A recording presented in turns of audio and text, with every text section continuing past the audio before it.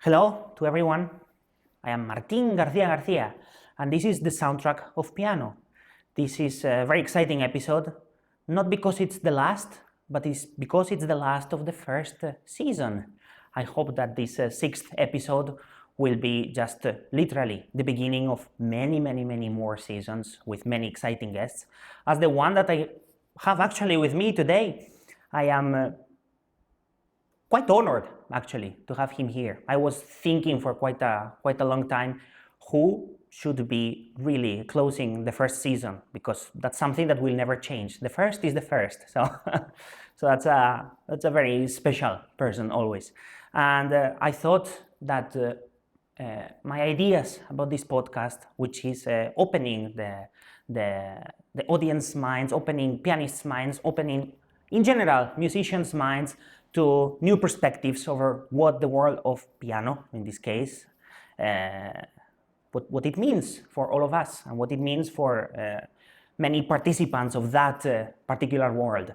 I'm a pianist, but our guest today is also a pianist. I don't know if he might be known as a pianist, but he's actually a very good pianist. And some of you may know him from tone-based piano, which became, well, you will let us know actually right now, Ben.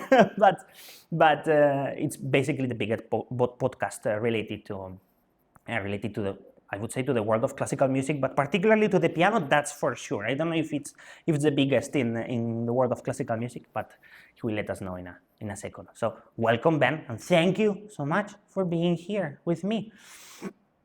This is really fun. I'm excited, Martin. Well, when I say here, this is a little bit different format, because usually I have my guest next to me and we can have an open discussion, conversation, and be relaxed like we are at home. But in this case, we are in different continents. I'm right now in Warsaw, in Poland. And where are you, Ben? I'm in Utah, United States of America. So that's not, he's not with me, although it feels like it, but still it's quite a different format. So I'm sure everything will work out.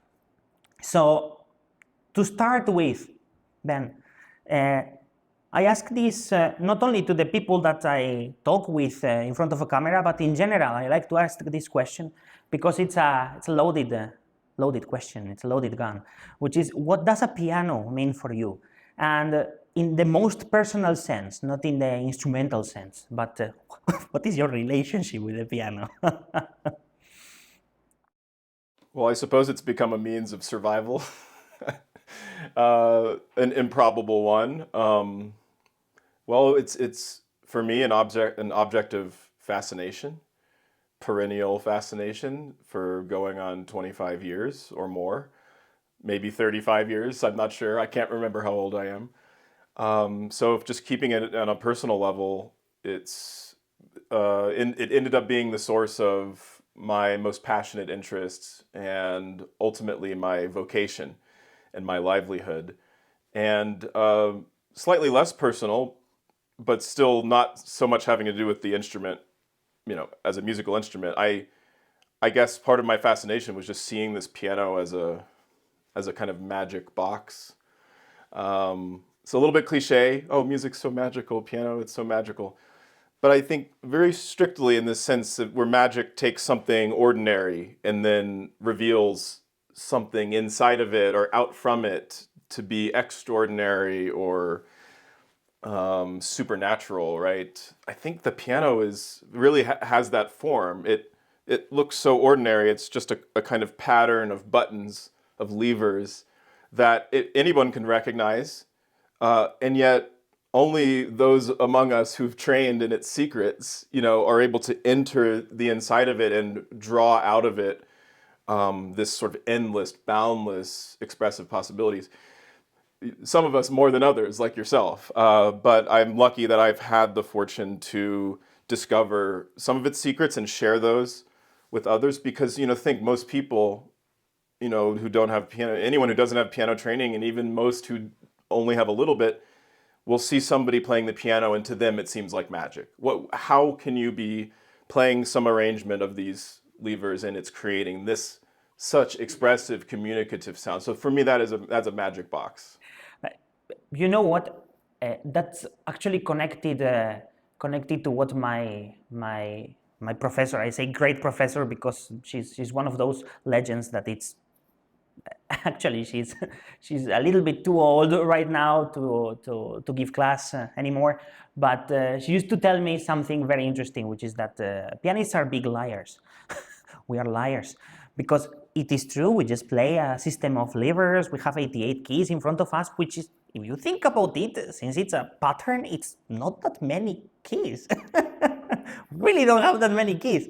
And all the things that we study in school, how to put our hands, how to treat the piano like a singing instrument, something like this, or how to play legato on a piano, everything is a lie. Everything is a sort of making yourself and the public believe something that is not actually there. We cannot play legato like a violin can play legato. We cannot put two notes together in a glissando. Nevertheless, we can do all of those things because in a sense, it is magical. I still don't know how that works. It plays with our psychology. Really. I agree. And sometimes I hear pianists or teachers use the word illusion, which is exactly what magicians do. We're illusionists. And also in certain languages or certain accents, I've heard some of my friends pronounce the word musician, and it sounds like magician. So, I mean, there's a little bit of a accidental crossover there. But it's absolutely right. And maybe this is why Plato, wanted to sort of throw the poets and musicians out of out of the realm of governance and politics, is because we're deceiving. We're conjuring emotions, and we're making you dance and cry, and we play towards irrational, aspects of the human psyche and the human condition. So that can be dangerous. Although I wouldn't say what we do is the most dangerous thing. It's very Socratic in that sense. We can create worlds and we can argue against those worlds with another world. We can be very much dangerous, yes, also with ourselves. We can get lost in that world. That's actually very interesting because if I have to say something for myself, it is that the piano is not really a friend most of the times. If I look at it as a box, I look at it as a job, perhaps. I like to enjoy music in my own head, even if it's piano music. I like to create that world inside because I feel that the piano is, and I really think it will ever be, incomplete.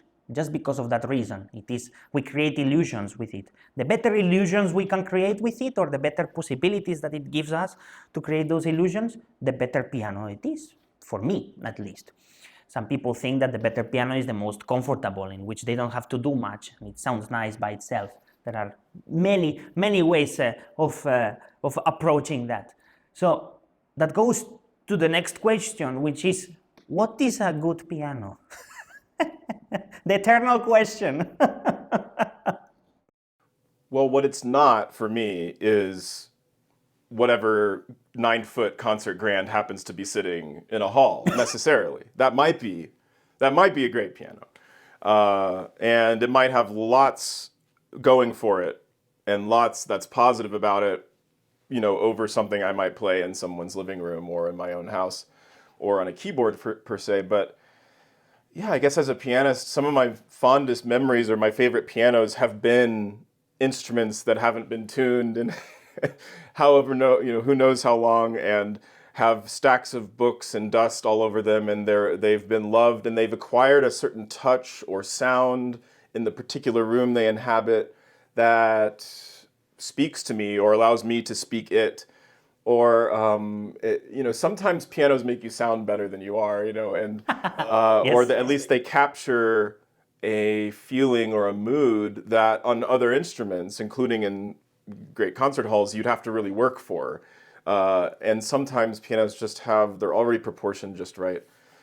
But maybe zooming out from that, for me, a good piano is one where I forget that it's there. It becomes an extension of my own expressive intention, and its touch is something that I become unified with. We have this saying: we want to become one with the piano. We don't want to be at odds with it. We don't want to feel like we're struggling with it, we're battling with it. This is a lifelong process for any pianist. We all know that. And even when it looks like Martin Garcia is one with his instrument, on the inside, you might be feeling, oh, okay, well, here it was this and here it was that. The subjective experience of playing the piano is one mostly of frustration and wishing that it could be something else or something slightly better, or that maybe we had been more prepared, or that we were more in proportion with it. But there are those moments with certain instruments in certain places, and it by no means has to be a $200,000 piano. Often it is, though. I mean, but even then, if it's in the wrong room or the wrong acoustic, suddenly the feedback is something, and it's not anything that you want. So, I think all of this constellation of factors, acoustic, something about the vibrancy of the instrument, the resonance, the occasion. If all of these things are in place, and you are sufficiently prepared or relaxed, and you sit down and you start dreaming of certain expressive phrases through Chopin or Beethoven or Rachmaninoff or whoever it is, and you're just listening and forget about the instrument. That, for me, that is a good piano. That is a good piano where it refuses to be there. It makes itself absent in some way. So I don't know if you relate to that. You know what's amazing? That the way you phrased your actual answer, the first phrase, is exactly, I think it's word by word what I responded to this question when I was speaking with Hayato Sumino in the first episode. If someone is watching right now and wants to go back and check it, I think it was word by word almost the same, which is the instrument that is not in front of me, or I don't have to think that it's right there, or yeah, literally, I don't want to think that there is an instrument in front of me. I want to be at one. Yeah, it's also a cliche, but it's one of those cliches that it pains me to say it's true. It's true, and also the situation with acoustics, or the situation to where you are. I find more often than not that a beautiful instrument is it's not a 9-foot grand that you find in a concert hall.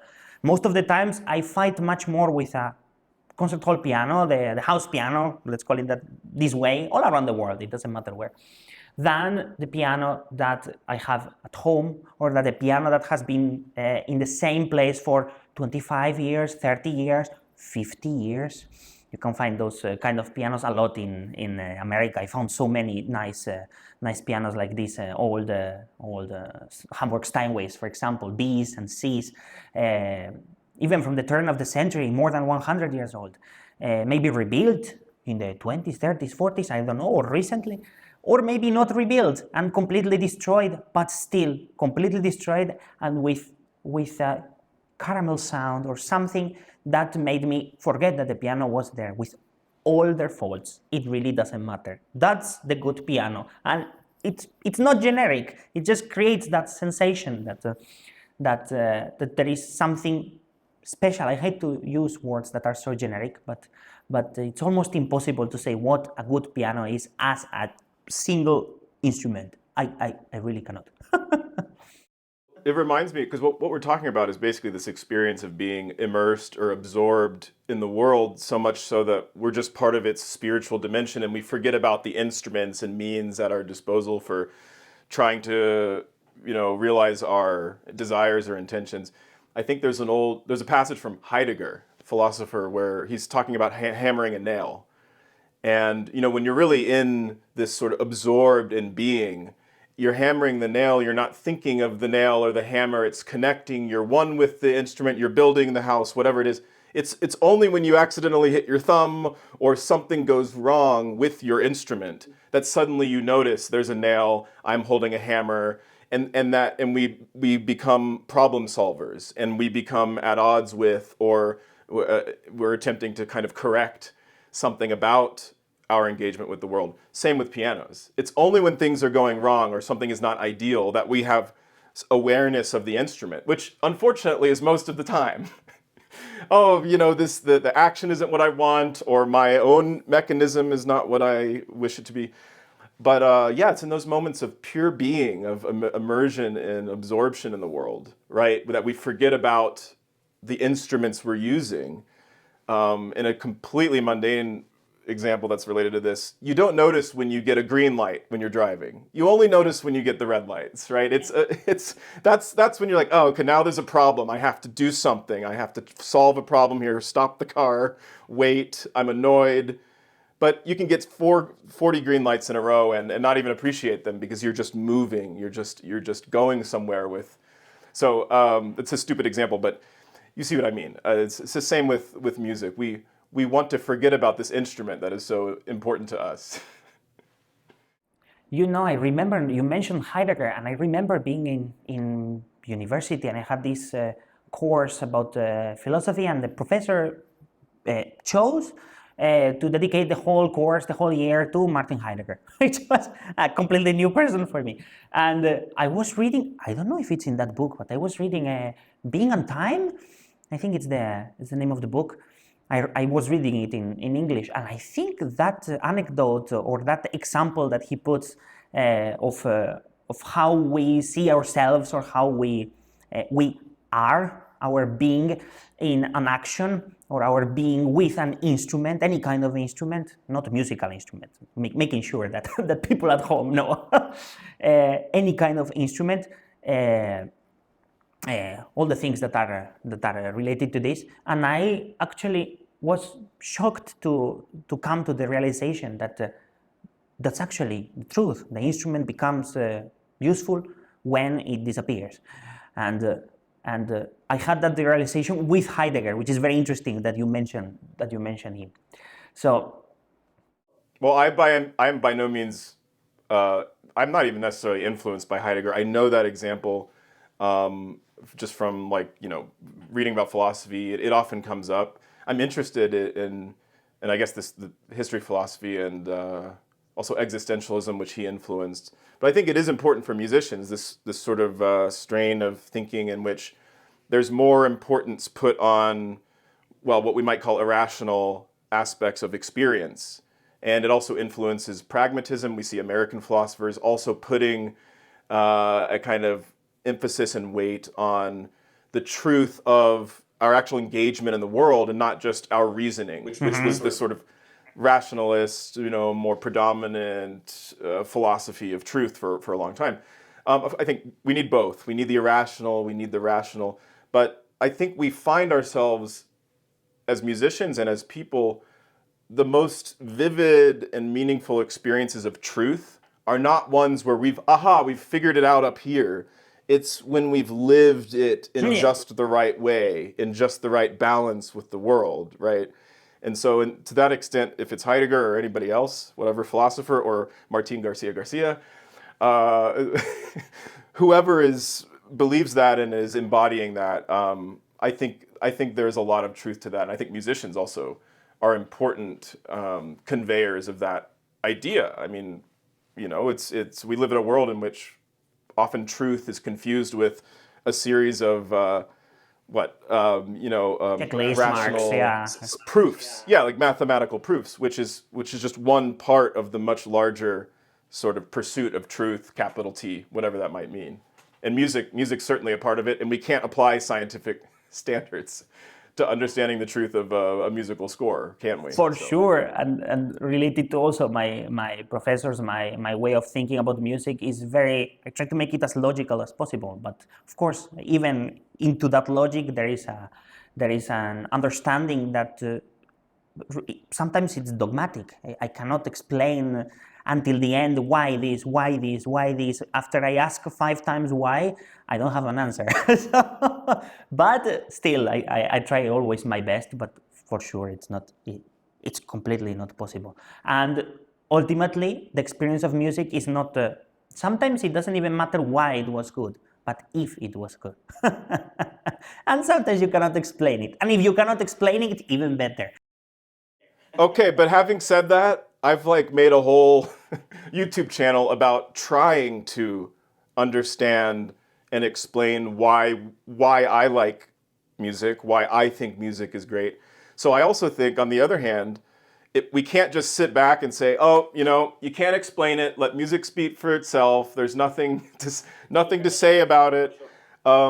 Because some of the biggest revelations for me came when I did think too much about music, and I made new discoveries through that. And I think, even though I'm over analytical to a fault, if I can share those discoveries in ways which themselves are artistic and creative, through, maybe we're getting ahead of ourselves, but through YouTube, through video editing and creative content, that's an important thing for people too. And to have people say, in some of the comments on my videos, I've never thought about it that way, right? That like, because I made a point or I highlighted something, for me, that's very special. And I wouldn't have gotten to that point without some amount of reasoning, applying rational, investigation to music. So it's a funny give and take. You really can't lean too far on one side or the other, the rational, the irrational, the logical, the sensuous.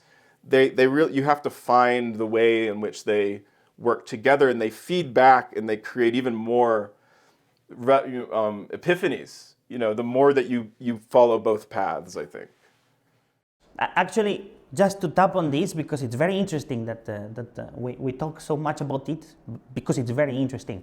But maybe to close about that, something that I might not really understand yet, because I didn't go through it, basically, and I'm conscious about it. I have analyzed it rationally, and I have analyzed it with other capabilities that I have, such as empathy or understanding with feelings, basically. But I didn't go through that. And that thing that I'm speaking about is, for example, having a child. I was speaking with my brother about it. He just recently had 2 kids.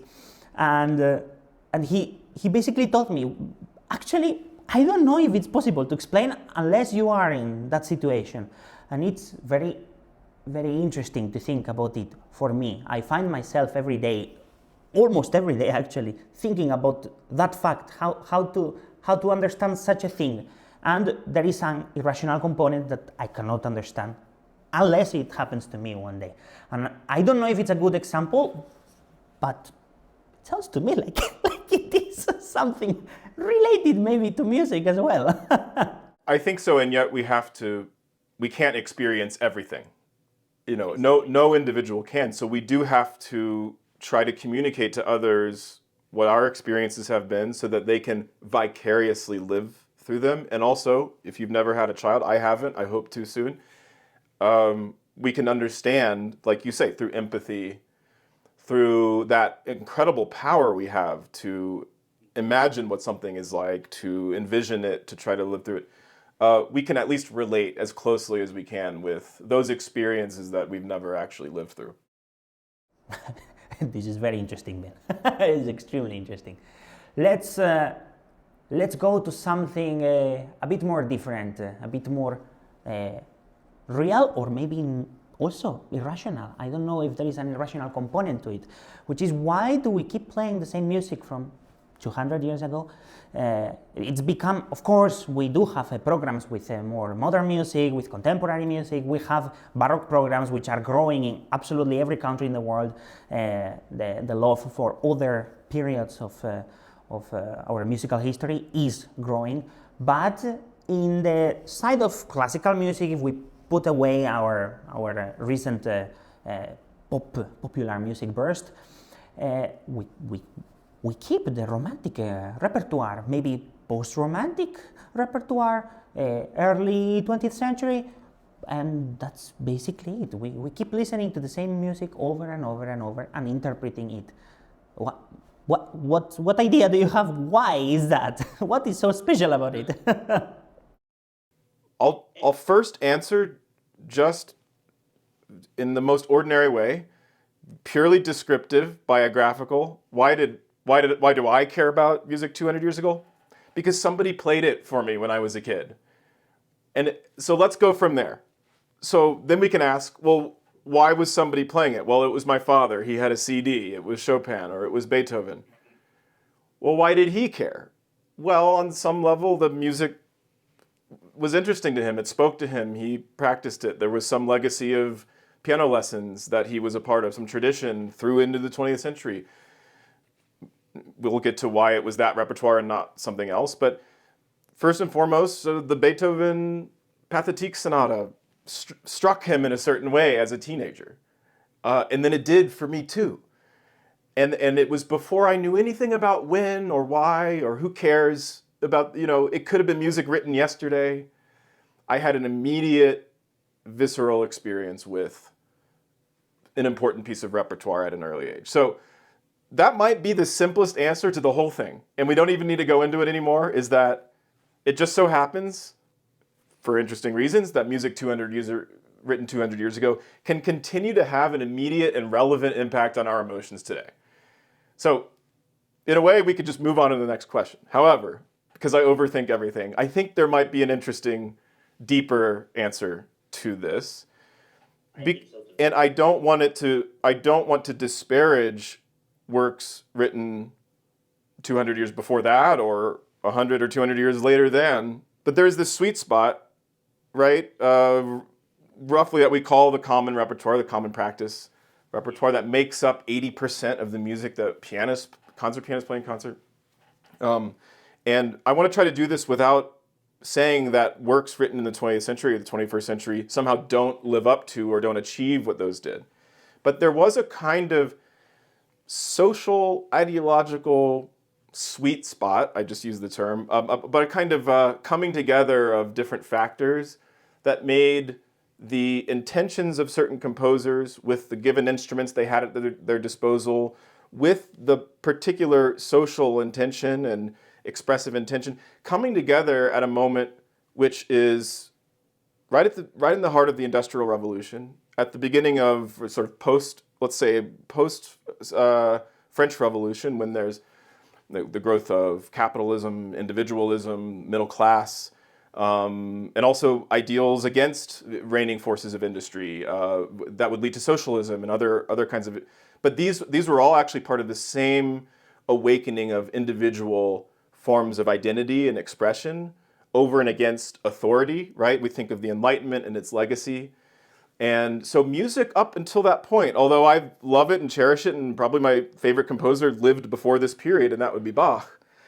Nevertheless, there's an Enlightenment aspect to his music too that speaks individually and expressively to us. In that sense, it's proto-romantic. But this larger romantic sense of repertoire, which I think includes in its domain repertoire that otherwise belongs to eras that aren't romantic, it is designed specifically to be consumed in a way in which we can have transcendent experiences and can somehow speak universally. So that a Pole with a French father in exile living 200 years ago who experienced completely different forms of culture than you or I can write music within the media of his time and the genres of his time that still means something to me 200 years later. That's the universal element in it. That a polonaise, which is otherwise something that is, a kind of music of its time in a certain way. In the early 19th century, especially, it was becoming glorified and had important nationalist content. I have nothing to do with Poland. But the rhythm, it's the nobility that somehow just emerges from the design and the craft, and then the storytelling and all of that, which sort of is somehow bound up in the form and the content of Chopin's music. I'm using Chopin as an example because he's been on my mind lately. That kind of music was written with some sense of posterity, universality, and therefore it was almost designed to make sense to me 200 years later and rise above the particular identity, national, genre, whatever currents of his time.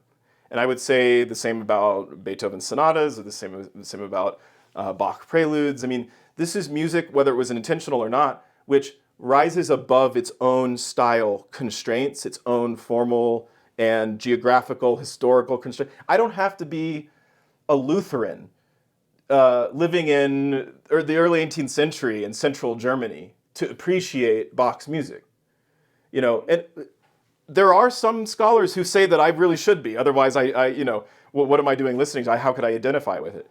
I think what's beautiful and expressive about the greatest forms of art is that they do transcend their time and their place and their genre constraints. So I would say, even though, of course, music 100 years ago, 10 years ago, written yesterday, can also achieve this, there was a specific moment in time when there was a movement towards explicitly trying to make this kind of music. And then when you see more modernist currents, often those are explicitly about the kind of political and ideological currents of those times. Those actually struggle to rise above and transcend historically. So even if it's, and I could be slammed for this, but while I'm fascinated by Schoenberg's music, I do think there's an element of it which is historical now. It says a lot about a particular time and place. Now, I think you and I heard an incredible performance when we were in Cremona together of a Schoenberg piece, and we were standing in the back together. And do you remember this? About that experience that you. Yeah, and we were like, wow. And actually, it achieved this sense of it. I'm not thinking about Schoenberg trying to sort of write at a moment in time in history with certain ideology in mind. So I might want to eat my words here. Nevertheless, I do think 12-tone music in particular has a bigger challenge to overcome in becoming that transcendent universal thing because it was so specifically historically minded. It was very politically and historically minded in its time, whereas other music was intentionally and explicitly written to transcend that. So I do think that kind of music, namely 18th century Romantic music, especially beginning with Beethoven, was written intentionally with that sense of transcendence. So, okay, that's a long-winded explanation, but that's my sense. And again, trying to step away from any controversies of any kind of disparaging of newer music. But it's true, what resonates with me most of the time is this older music of a certain generation where that was the intention. And I wonder if I don't know, does anything seem, does that resonate with you, or does that, you want to challenge anything about that? It sounds like I'm actually trying to convince you not convince you, but how to say, make you happy, and that's completely not true. I actually agree with everything you said. I don't know if I should add something to it, but probably the feeling or the extra meaning that the word Romanticism carries nowadays is actually quite interesting to me as well. And without going too deeply into it, I would like to consider, for example, Bach's music as restrained Romanticism. And I would love to consider post-Romantic music, Schoenberg, I don't know, School of Vienna, whatever contemporary music that is being created right now. There are always some people that we will discover in the 30-year rule or the 50-year rule, which is we will discover good music when 50 years have passed or 30. And I consider that music to be, instead of restrained Romanticism, Romanticism that has gotten, how to say, like a river which gets overboard and goes everywhere, a floating river in a sense, to put an image to it.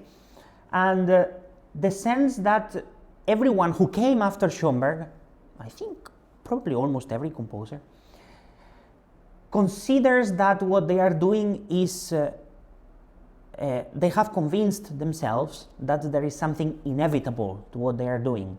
And that inevitability does not come probably naturally, but comes as a sort of fighting against something, or nowadays even fighting against something oppressive, which we want so much to not ever exist again. It has been enough in our history as a humanity.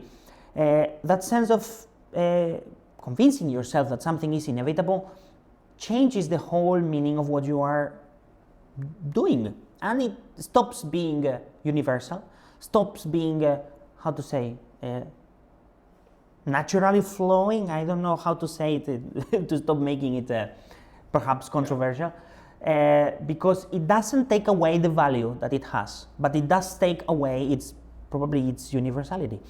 And probably maybe since it's much more particular and it serves a much more concrete purpose, it's probably more useful in a way.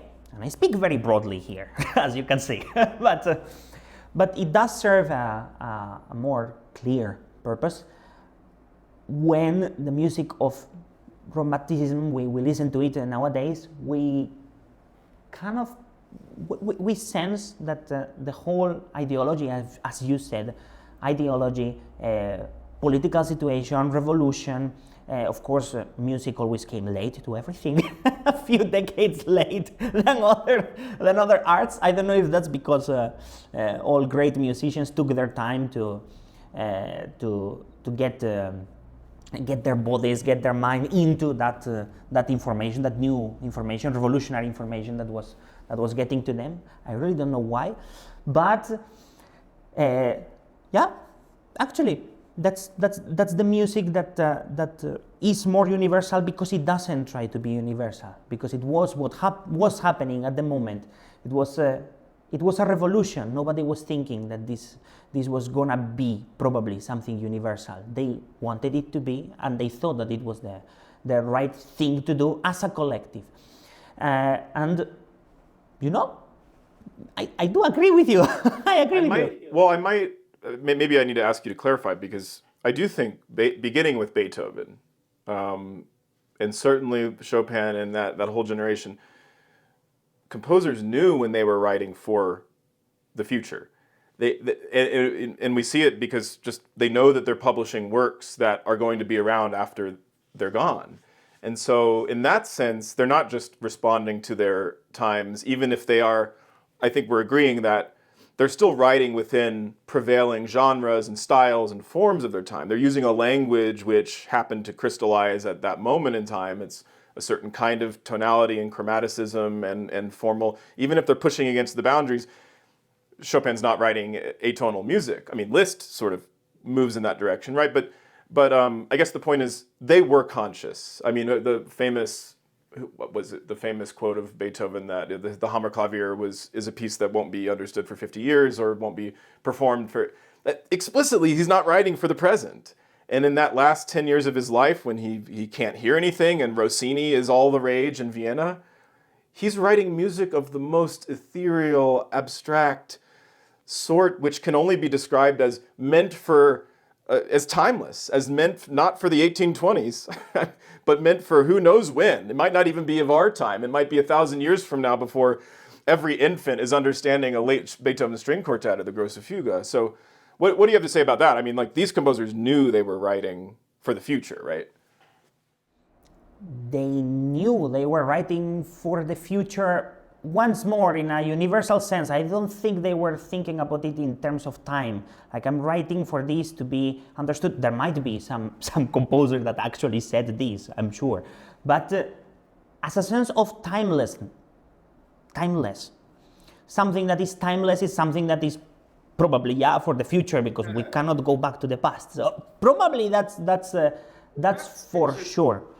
I like that idea. So for me, the composer who most embodies that, and I might be romanticizing him too much here, is Bach. Because in a way, he's not writing for the future or the past. It's both and everything. He's writing for God. He's writing because of the realization that he was a vessel through God's will to make discoveries of a musical, scientific sort and share them with the universe. And in that sense, like, when he signs his name at the end and says Soli Deo Gloria, I mean, there's a sense that it's like, this music is not for 200 years from now. It's not for 200 years ago. It's not for the present. It's for something that rises above the limitations of time and human history. And gosh, I mean, the greatest works of Bach really do make you feel like you're in contact with something that transcends all of this. And so that's why, for me, he is preeminent, among the pantheon of composers. I do think it's interesting, and we could we might be, I don't know if we're way too far into this rabbit hole on the podcast, but we could think of time. I think time was really changing and evolving as an experience, especially in the 19th century when things are becoming more rapid. Machines are starting to produce things. Turnover times in the economy are starting to create new forms of life, new jobs, and my sense is they were at the beginning of a sense of the future. Now, whether that's 50 years, 100 years, 200 years, I don't know if we don't see the kind of sci-fi novels in the early 19th century, that I'm aware of yet, where they're talking about the year 2000. But by the end of the century, we are. And explicitly, by the late Romantic, early Modernist period, we might just call that the Modernist period, there's an extreme awareness of one's place in time, the past, the present, the future. And now this is what you're talking about. Composers in that extended age, going back 100 years or more now, are so hyper aware of their place in history that I do think it makes it much harder to be universal. There's so much pressure, and so now I kind of understand what you mean. But there was that moment just before that when I think there's the beginning of a sense of posterity, but it still has this sense of, like you say, timelessness. I'm writing this for the idea of humanity, whenever and wherever, past, present, future. And for me, the most beautiful, profound works do come from that era. But I have modernist friends of mine, and perhaps postmodern friends of mine, I'm not sure exactly what they are anymore, who are on my shoulder whispering to me, you just need to get to know this or that composer's music better from the 1960s, from the 1990s, from the 2010s, right? They're doing it too, but the language is more esoteric. There's a higher barrier to entry. And that's what I mean. It's not that I think Romantic works in this larger sense of transcendence have stopped being written in 1908 or something. It's that the standard for universality is so much harder and more complex. Like you said, the river is flowing in so many different directions, but people can have the most intense experience of connection and universality through modernist, contemporary, 20th and 21st century music and other forms of art. But it tends to speak less easily to a larger multitude. And so that's just a challenge that we have in asking, well, which of these many different subsets of modernism do I want to get interested in? Because I can't do all of them at once. There's no longer a language we're all writing in. Whereas in the early 19th century, musically, in Europe and in Europe's domain, which happened to be the entire world at the time, and there's a whole can of worms related to colonialism here, but for better or worse, and I think better, musical tonality was spread around the globe. And it can touch people from Beijing, it can touch people from Africa, from South America, from the United States, from Poland, from Europe, from north, south, east, west.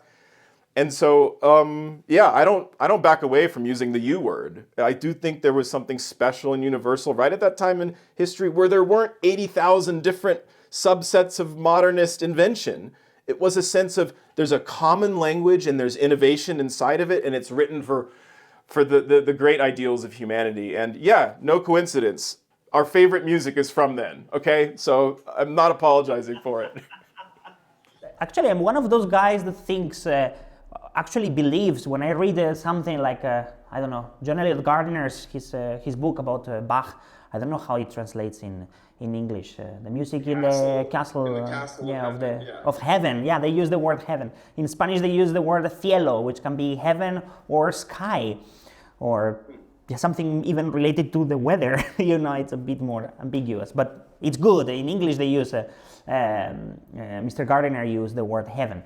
When I read that book, when I read things about Bach, his own words, sometimes, I'm more and more convinced when I hear his music, for sure, even the greatest passions or his B minor mass, I am more and more sure that religion just provided form to his music.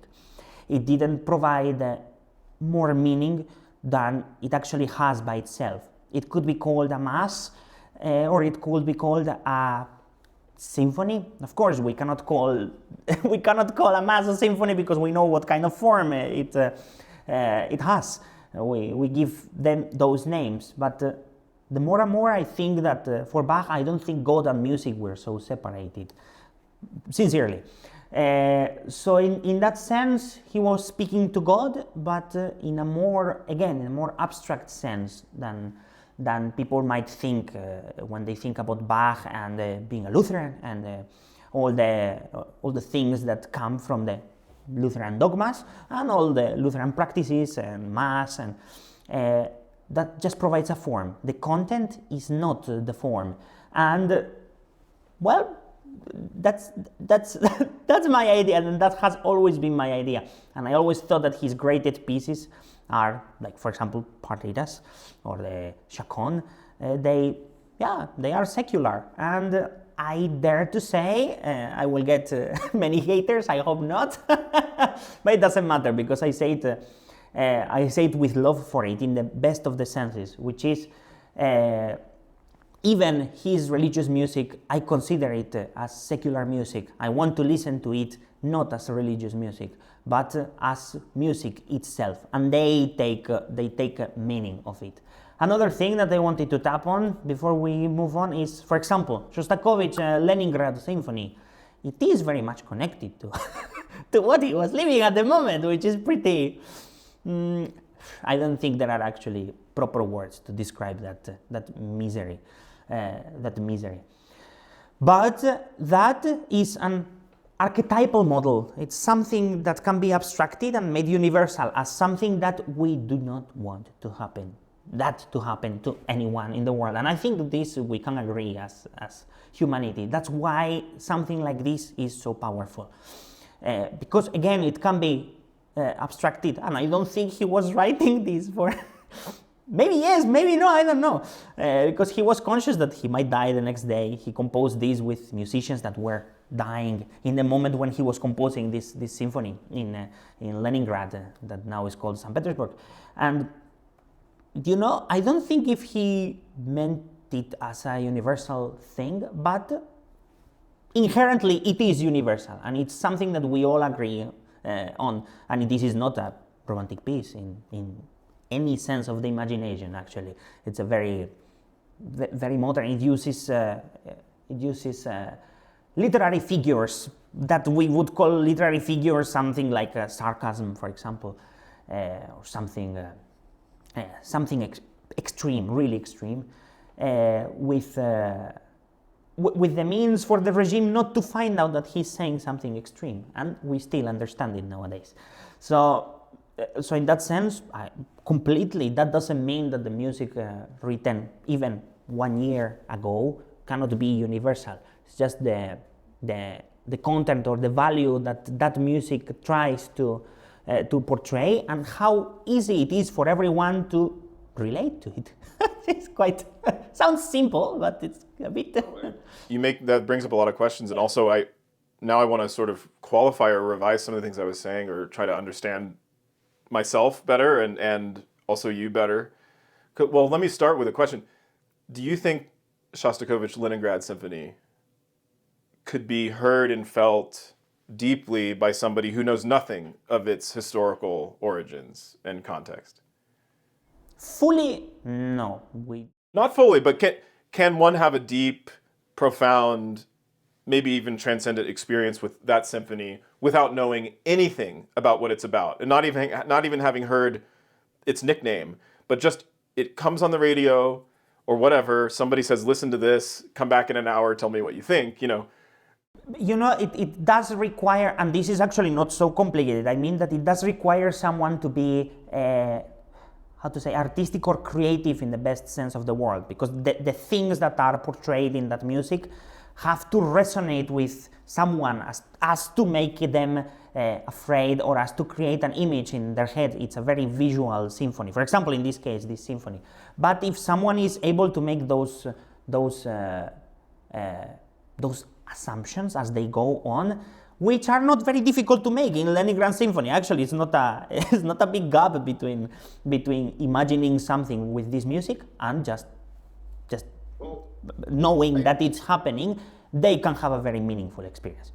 So my guess is they can, and if one were to argue that somebody can't fully understand such a symphony, it would be because on some level it is programmatic in the sense that the form of the piece relies on your awareness of what it's trying to depict. Does that make sense? So it's like, and sometimes I notice it really helps to know that this extended movement of a Shostakovich sonata is depicting this particular moment in a warfare or history or whatever. It can help explain why it's the tempo it is, why things are happening at the pace they are. That can. But I would assume that great composers, what we mean when we talk about great composers, what is great about them, and Shostakovich included, is that even without that reference, on some level, the music's form, it makes sense internally. There's a coherence there, and its inner parts relate. And so this is where I would say, yes, we are completely enriched and are sent into even more transcendent and profound experiences when we are aware, especially the context of that symphony and other works. And for that matter, Chopin's Fourth Ballade. I had these discussions with Alan Walker. I never needed to know what pain Chopin was going through in his life to feel that when I listen to the piece, great performances of it, or try to play it myself. But it helps to know even more that his best friend and teacher both died within the same span of a couple of months while he was composing it. This reminds me of something Glenn Gould said about Richard Strauss.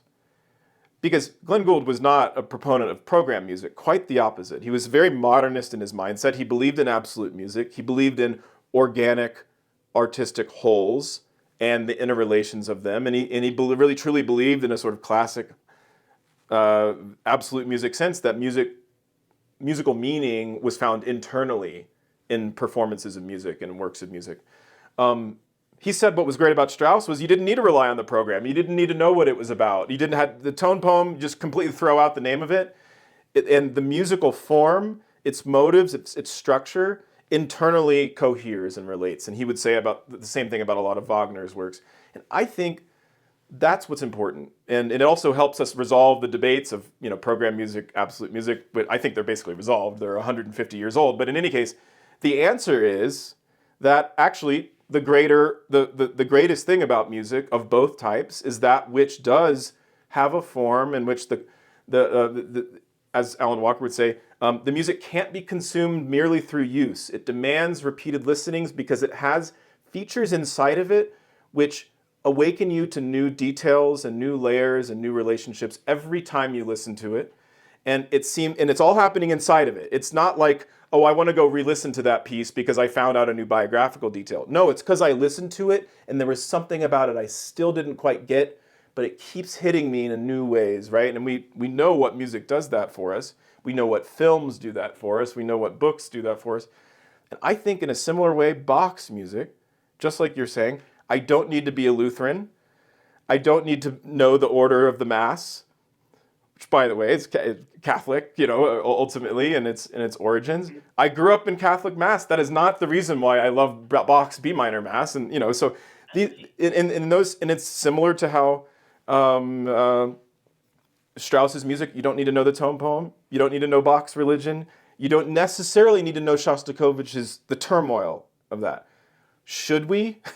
Yeah, I think it's a great idea to dive even deeper into these contexts. Some works demand it more than others.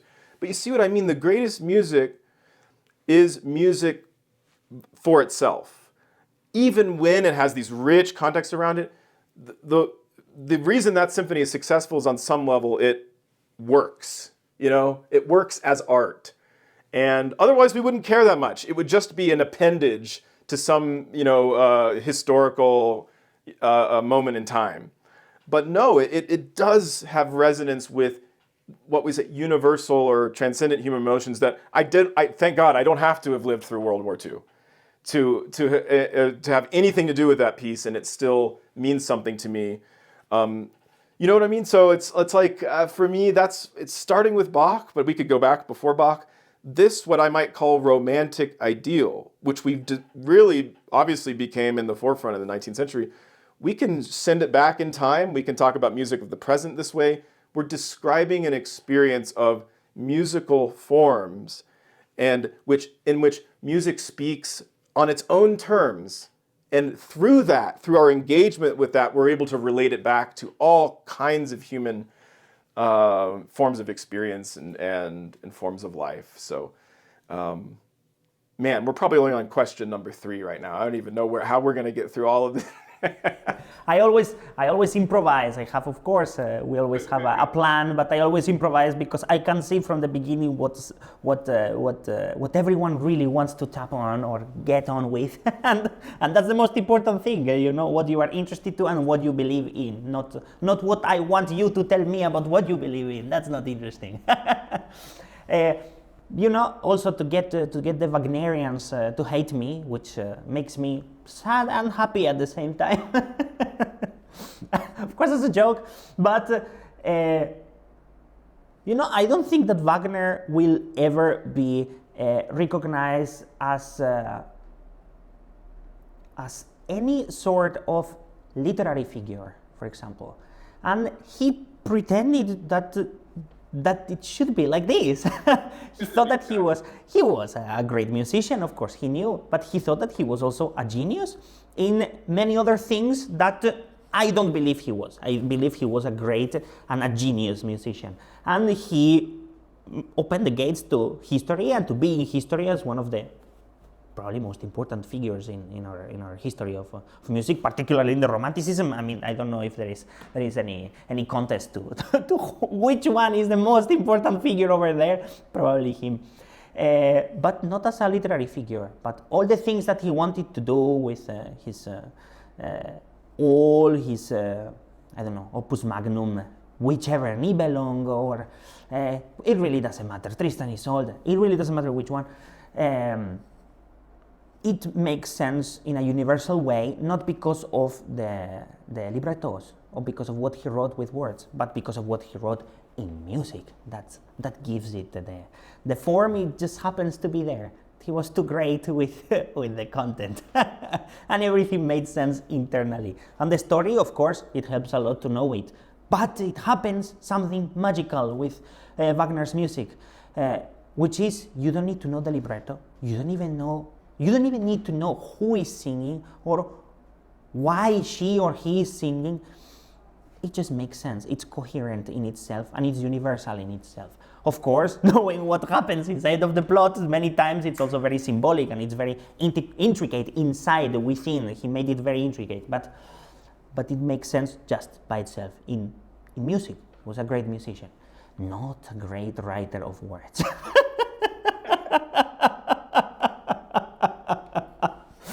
And he probably didn't realize his ultimate goal. We know he didn't realize his ultimate goals with the Gesamtkunstwerk, which was extra musical goals of creating a community, some kind of community of like-minded, sort of realizing the universal inklings and urges of the music of the 19th century in the real world. Some would say Nazism was an attempt at that, a very ugly one. Okay. That's a whole other. We're not going to go there. I mean, I don't know about that. But in any case, in Wagner's own lifetime, you know, what was going on at Bayreuth, it didn't turn into the particular kind of human utopia he was interested in, and that is what he was writing for. He wasn't just writing music anymore. He was trying to elevate. He was trying to take the absolute musical ideal and realize it in our actual social lives, which sounds crazy, and it is kind of crazy. But there's a part of me which I like to privately entertain this on some level, absolutely not in the exclusionary forms of utopia that end up emerging in the modernist era and end up very ugly. We don't need to go into that, but actually Glenn Gould, who I mentioned, speaks to this too. He has a wonderful quote, bizarre quote at first, where he says, in the ideal world, art will no longer serve this purpose of a kind of therapy for people or something that feels good. He says, basically music will dissolve or art will dissolve and art will become life in some way. And I think what he's getting at is when we live in a world of imperfection, and art exists on some level because it contains almost utopian-like ideals of interrelationships between subjects, elements, human beings, and it represents often the highest and deepest forms and expressions of human potential, human capacities. In some cases, it's just explicitly about utopian kinds of things. And there's a whole legacy of this in the 19th century in America that I researched for my dissertation. Utopian Americans who were learning about Beethoven symphonies and going and forming little cults where they would sit around listening to Beethoven and sort of like, kumbaya, trying to sort of develop a whole society around these works. It sounds nutty, but I think what it speaks to is that art, while on the one hand might seem the most remote from politics and social life, actually it has this sort of power inside of it. It represents something of the urging of and the groping towards a kind of ideal forms. Maybe ideal is a bad word for some people. Like the moment we're trying to be idealists, we screw everything up. But no, just a betterment of humanity, a flourishing of humanity. And so Wagner failed in his own way. Everybody's failed. Show me who's succeeded in that. It hasn't happened. And even those who never wanted it to happen, Brahms just wanted to write his intermezzo and have it mean whatever it meant. He wasn't trying to change the world with it. And yet people can have such profound experiences that they might actually feel the hope and a connection with the broader humanity. So I think what's really cool about Wagner is, and his project, is his megalomania, his self-absorption, the fact that he thought he was this crazy genius, is it led him to actually attempt a project, which I think is, on some level, a really important one. That music is really important to the world. It's not just this diversion. It's not just a form of entertainment for after dinner or when we feel bad and it makes us feel better. We wouldn't be doing it if that's all music was, Exactly. I have nothing to add to that. Actually, you said it. Actually, you said exactly what I was thinking, or what I would think in Spanish. I wouldn't like to say getting off our high horse. It might be high horse for some people, but this is also a very, very important topic because I was a student not so long ago, actually. And seeing all the information, all the great music that there is in the world, how many people actually know so much about it, which is surprising. I thought it was a very small community around the world who loved music from 200 years ago, and no, it's actually pretty big. We just need to know how to get to them. But it all starts in university, which is where every classical musician basically goes to start with. We just go to university, find our professors, practice a lot because we choose our instrument, and see what happens.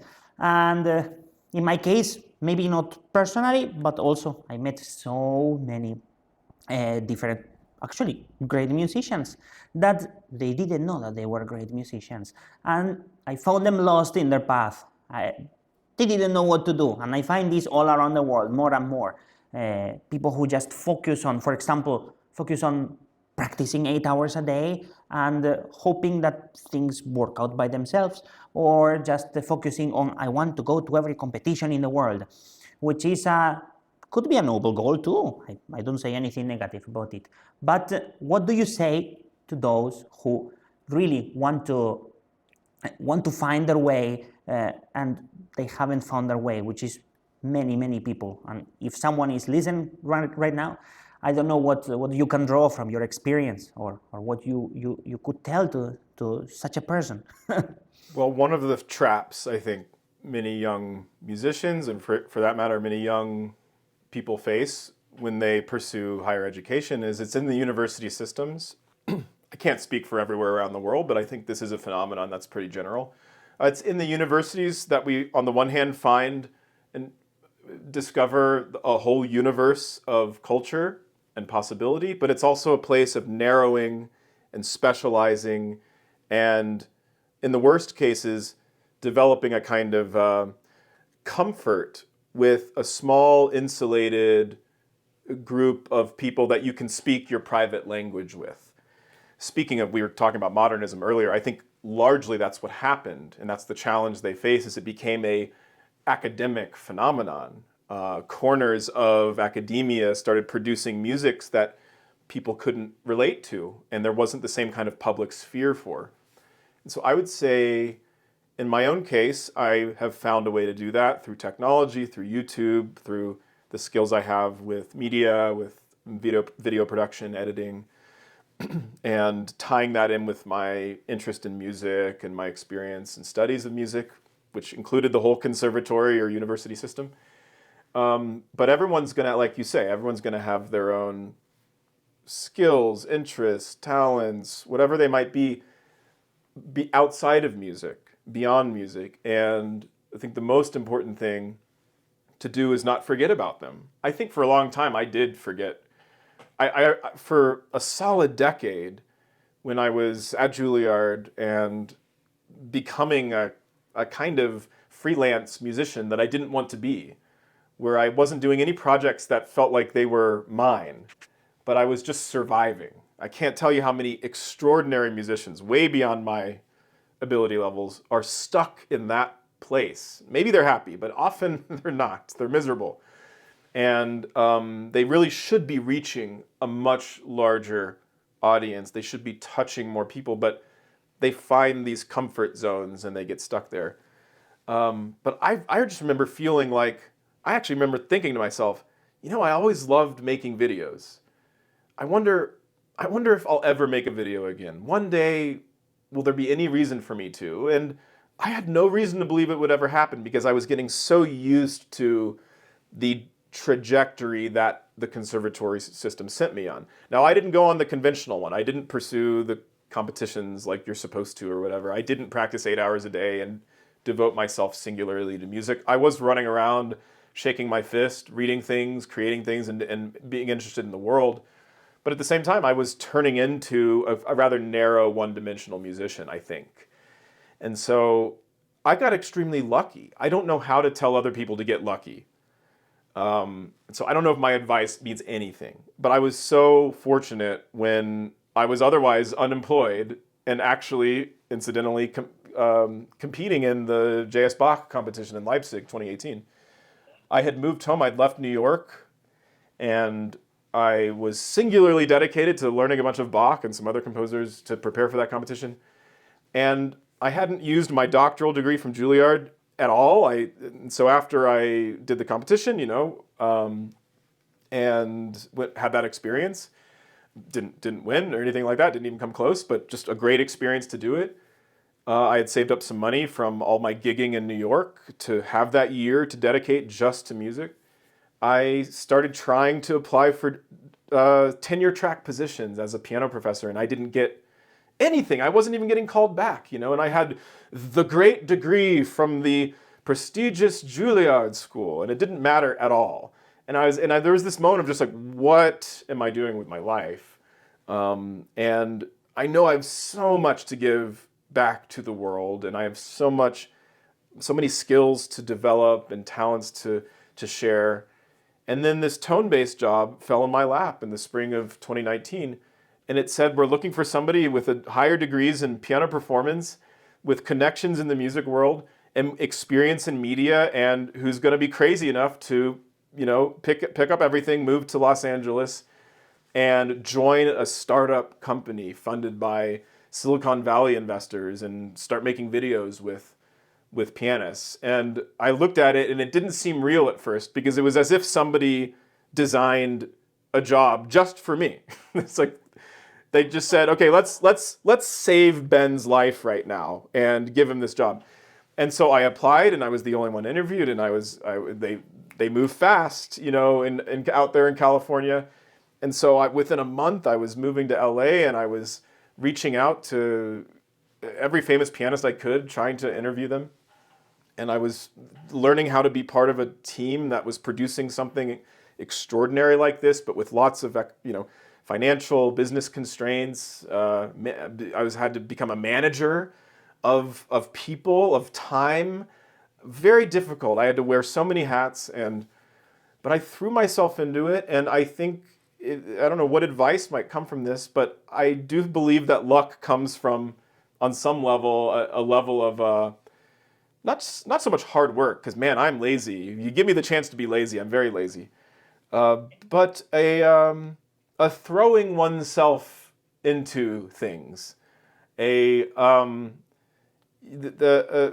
times in my life when I've been least successful is when I believe that I could predict outcomes and that I could calculate my path in a certain way and that I had some kind of predestined thing that I was moving towards. Ironically, it does, looking back, it feels like I was destined to do video production, to do some combination of that with piano. But it wasn't because I tried to do that. I didn't set out to that. It doesn't mean you shouldn't have goals, shouldn't have vision. But I do think one needs to pull their head up from above the piano keys and start listening to what people are saying around you, looking out into the world, and starting to, I don't know how to say this without being cliche, Martin, but just really exploring that which is beyond musical works and all of the rigorous study that we have to put into that. So that when you do become whatever musician you're going to become, you'll also have these in routes and you'll have made these connections and you'll have met extraordinary people. And again, I'm speaking to musicians here. Not everybody has this privilege. It's, first of all, a great privilege to even be in a position where you can pursue music potentially. And so in a way, I'm saying the best way to pursue it is to not always pursue it. But yeah, so if we are given that situation of privilege, we're not working class people or people from war-torn countries, thankfully, but we're in a position where we can pursue these sort of elevated art forms. And yet we need to go back and understand why the world does have a large underclass, for example, why there are so many struggles and challenges. And that will lead us to questions about history, about society, about politics, about each other, about psychology. And then when we come back to music, we'll realize that all of those things are somehow actually part of the activity we were doing once that we just thought was fun, pretty. It impresses our friends, or whatever the reasons we first get into piano are. Sounds cool. When you sort of go into the world and confront it and encounter the world and don't take it at face value, and you start asking critical questions about it and take whatever journey you'll take through that, and then you come back to music, you realize, wow, turns out music was about all of those things this whole time. And it's only then, I think, that you can really be in a position to be lucky, like I was lucky. Because it was somebody I met through something that I pursued that I probably shouldn't have been doing, that I was even recommended for that job, right? So things do trace back, and one has to have the audacity, to be young and think you know everything, and throw yourself out there and assert it, and believe in it, and when you find out that the world is more nuanced than that, you grow and you deepen who you are. And it turns out you're going to play the piano better at the end of the day. And we're going to want to hear what you have to say a little bit more. So there's really no advice for that. It's an accident. But on some level, maybe you can control that accident a little bit. And don't believe that there is some kind of pre-formulated path that you're supposed to take, whether it's the one you were told or the one that you think is good for you, because there's going to be all kinds of weird roadblocks and challenges and obstacles, and those will end up being the things that create the unique person that you are. Again, you tapped into everything that I also believe.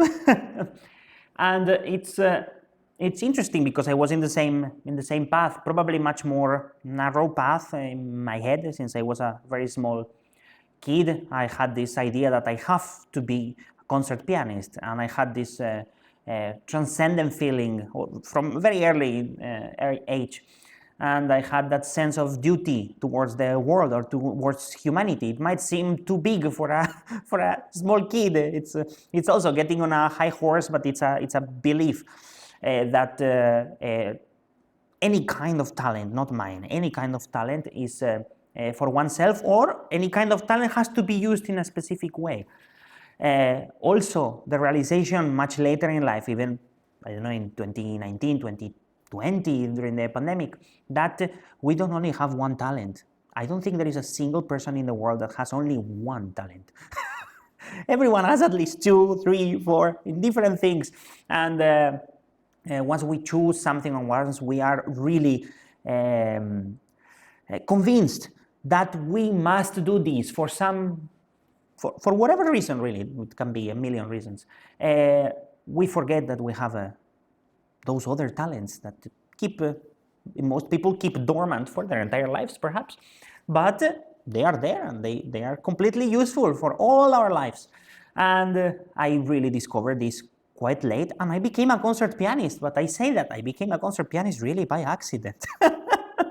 And I also discovered something that, for those who are listening and want to maybe read something about what he said in a completely different way, because the book that I'm going to recommend is by Nassim Taleb. I don't know if you know him. He wrote The Black Swan and also Anti-Fragility, I think it's in English. And he writes about this, which is how to put it in a few words, because he writes very long, very long books always.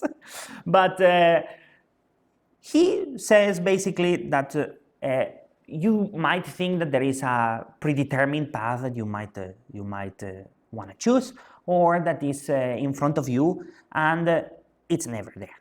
It's really never there. And that security that you might think that you get from following that path, or someone who made you believe that that's where the security that you might get in your future gets drawn from, is also not there. The best thing that one can do, according to him, and I do agree, and you said this in other words too, is be open for those accidents that you said before. Be as open as you can with all your talents. Don't pretend that you have other talents that you don't have. Use those things that are your, someone could call your good traits, or your useful traits that you can use in the world, and be open for as many accidents as possible. And basically, also what you said, put yourself out there, really. And that almost always results in an unexpected turn of events, which sometimes leads to what you were actually supposed to do if you look at it a posteriori, which is you look back at, yeah, maybe I was destined to do this, but not because you were thinking that that was your path in the first place. You just became open to it, and it got selected just because of your action or your attitude about it. But it's actually very interesting. We can draw a line after the event has happened, but we cannot draw a line before the event has happened. For me, that might have been Chopin competition, and I would have never thought about this. I was not a Chopinist. I never practiced his music. I just thought, for myself, I thought, I just need to get in front of as many people as possible. And the first thing that I thought was competitions. And I went with that mentality, get myself in front of as many people as I can. And it came from the least expected of those possibilities. And it's still a narrow path for me, but everything came in in the opposite way that I thought, actually, completely opposite. Absolutely, and no, you're making me think. There are some concrete pieces of advice that you're making me want to offer, and that's that there is this phenomenon when you become a classical musician or you pursue it, you realize pretty quickly that one of the jobs you'll likely need to have, starting at maybe too young of an age, is to become a teacher. And not every profession do you go into and immediately you're also teaching the thing. But music is unique, maybe other arts are similar, where almost immediately when you have to try to make a living doing that thing, more so, for most of us, maybe one in 100, 1 in 1,000 from the beginning is already getting gigs or performances and living off of income from that. But even the competition winners I know have students and require that as an important part of their life. And there is some, I always embraced it. I was a natural, I think. My father is a teacher, and he raised me in a way that made me, I think, comfortable with it. I was already teaching when I was like 17. Nobody should have let me teaching students when I was 17 years old. But into my 20s, throughout my 20s, it was my primary means of supportive income while I was studying. But I noticed other pianists would be resistant to teaching. Either they thought they weren't a good teacher or they thought it was a waste of time. And I think in both cases they're wrong. Now they might end up proving to be right. They're not made for it. Maybe they're not the best communicators. They're not really meant for it. But you don't know that until you do it. And even if you do it, and you all should do it, you should always say yes to whatever teaching opportunity you have if you're young. Because really, ultimately, there's a selfish reason for it. Of course, it's selfless. We are giving our knowledge to others. We're sharing with others. But you grow into twice the person you were when you start teaching. I mean, when you turn back on your own craft and projects, after especially a sustained period of teaching, you do so with a level of awareness and maturity and thoughtfulness and critical stance that just transforms what you do and elevates it well beyond what would have been possible otherwise. And so even though sometimes our piano teachers, when they give a concert, they might miss a note or two, or they haven't been practicing enough because they've been teaching our stupid asses.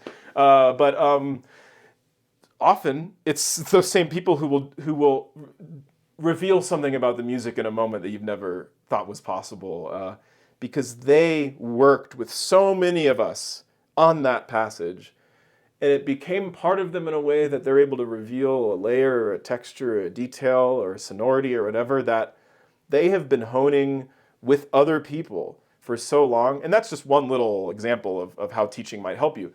But in terms of conceptualizing music, it's helped me enormously. I taught music theory for a long time.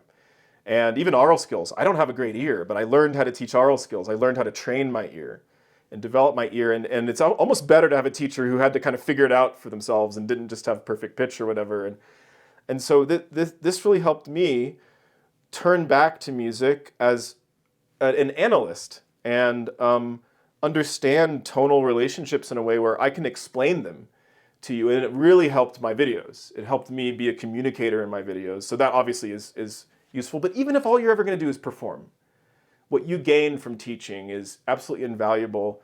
And even if it's not your destiny, even if that's not going to be a primary part of your livelihood, there will be an important moment in your 20s when you're asked to teach or you have an opportunity to teach. And in whatever context, you should absolutely take it. Teaching, when I saw my professor, I didn't think about this, but when I became, or I did my first steps into teaching, also just by luck, just by necessity in Madrid and in New York, I discovered how humbling experience it is to be a professor. And even those very hard professors, I had always professors who came from the Soviet Union who had a very, very strong personalities. Until I arrived to New York, basically, most of my life, those were my professors.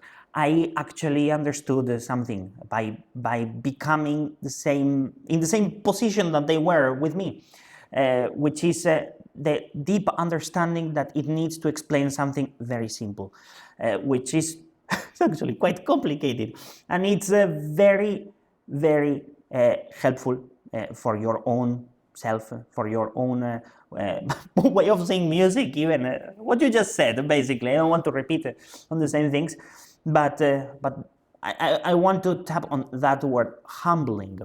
That's extremely, extremely good. It makes you also want to work harder on the right things, which is maybe understanding why we are doing something particular, even something as particular as how to play a passage. Think about it as your own teacher, for example. That would be a very good, very good advice for someone, which starts with just dive into it. It's it requires faith to just jump into that position, but you can't really be prepared to it. You just have to do it. And maybe, as early as possible, maybe not with university students, but when you're on your 20s, just go for it. Where you get a chance to teach a 7-year-old, he will humble you a lot. You will find out that you you don't have so much idea about very, very basic things. It's Yeah, you didn't know as much as you thought. It forces you to teach yourself first. You can't explain something to others unless you understand it first. And I think when we're younger, even when we're at our most, probably some of our peak playing, because we're working so hard or practicing so much, might be when we're younger, that sort of highest level of preparation. We often don't know what we're doing. We think we know what we're doing. We think we're communicating that thing. And there were so many details that you were missing. And so the humility that one experiences from teaching, you're absolutely right. It's so humbling to have shoved in your face the fact that you actually didn't quite know what was going on, or you weren't aware of this relationship in music or whatever concept you're teaching.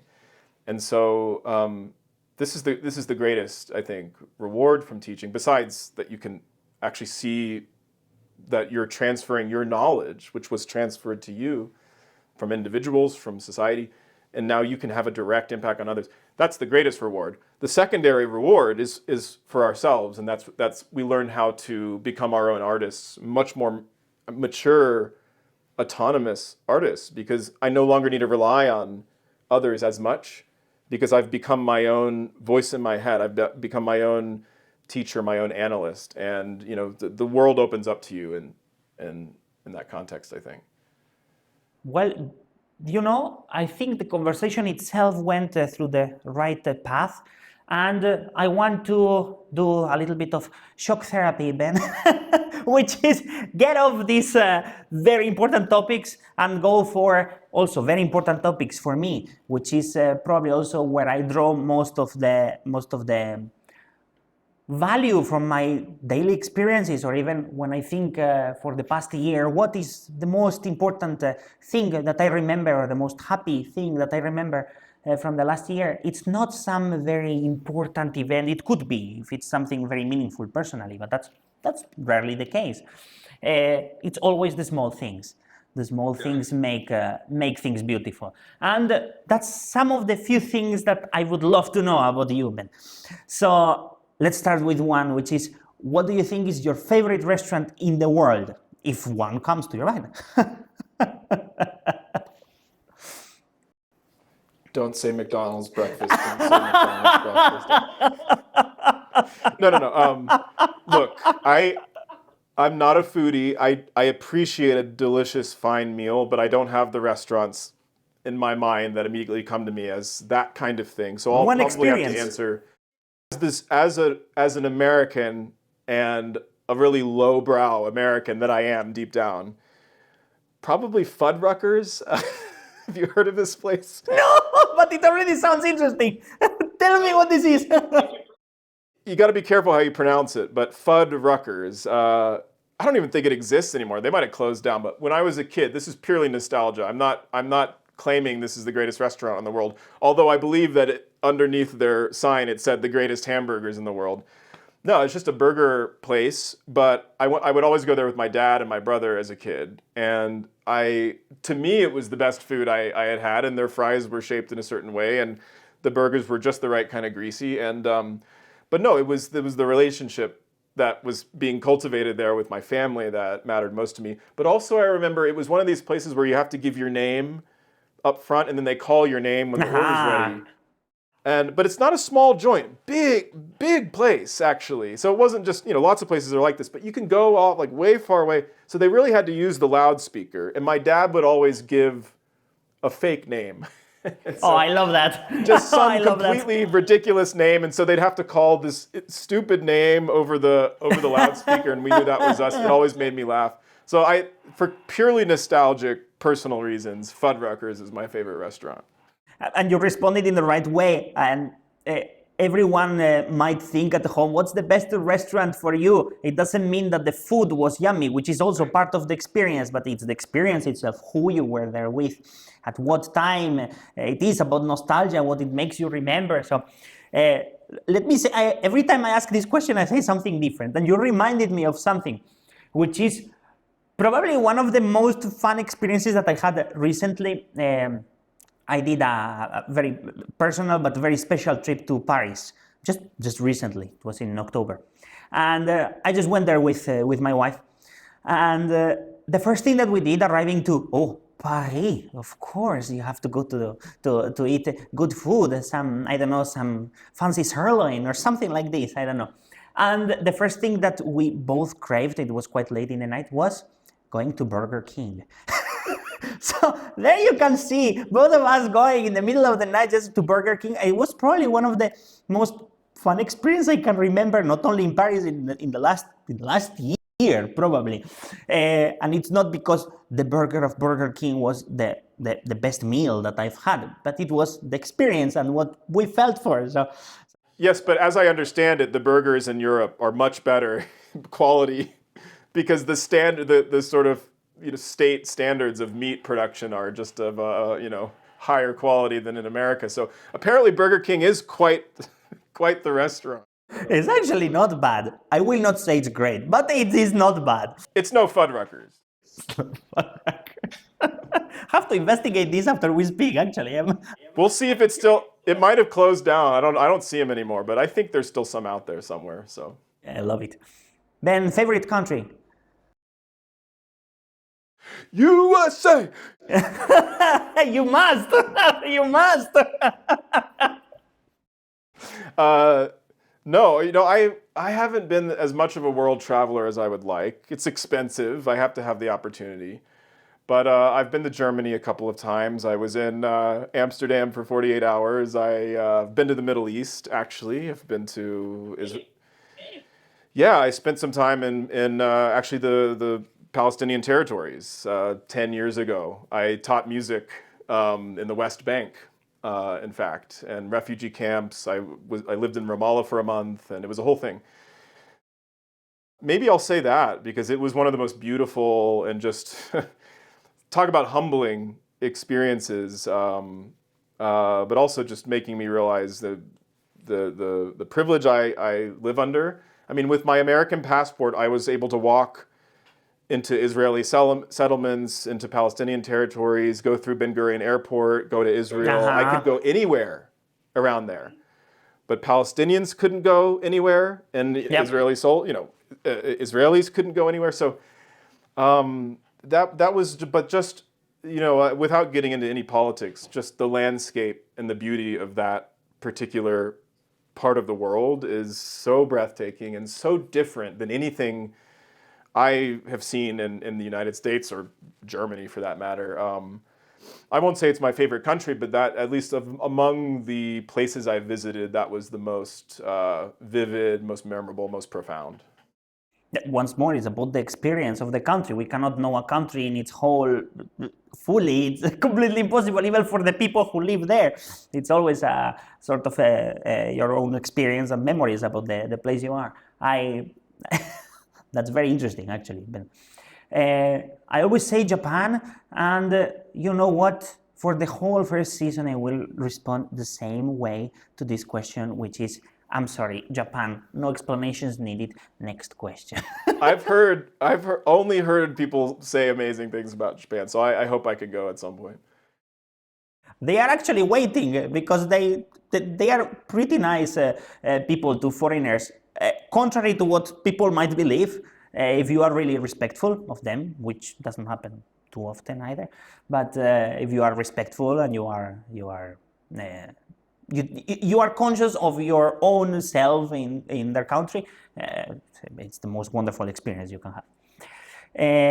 All right, favorite pianist from the past. This is actually very complicated for me too. So. Well, I mean, I don't need to make it complicated because it's that guy up there. I mean, it's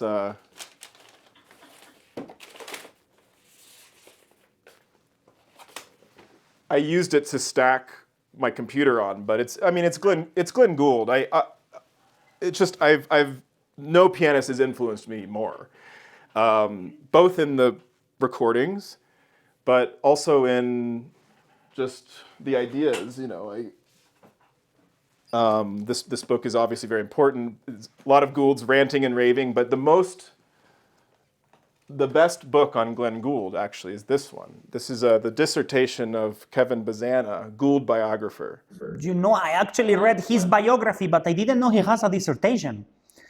You have to get this, because here's the biography, which is the great Gould biography. You should still read the other Gould biographies, very interesting, Oswald and Friedrich and others. And but this one actually goes into the way Gould plays the piano. It looks at the recordings and tries to understand the aesthetics of his particular interpretive choices, which I think is important to me because there's so many myths about Glenn Gould and there's so many cliches about him. And on the one hand, he's still perhaps the most popular, controversial classical pianist of the 20th century outside of classical piano. I mean, he's one of the best known names and the biggest curiosities for people. So on the one hand, you could say he's overrated in that sense. There's way more pianists.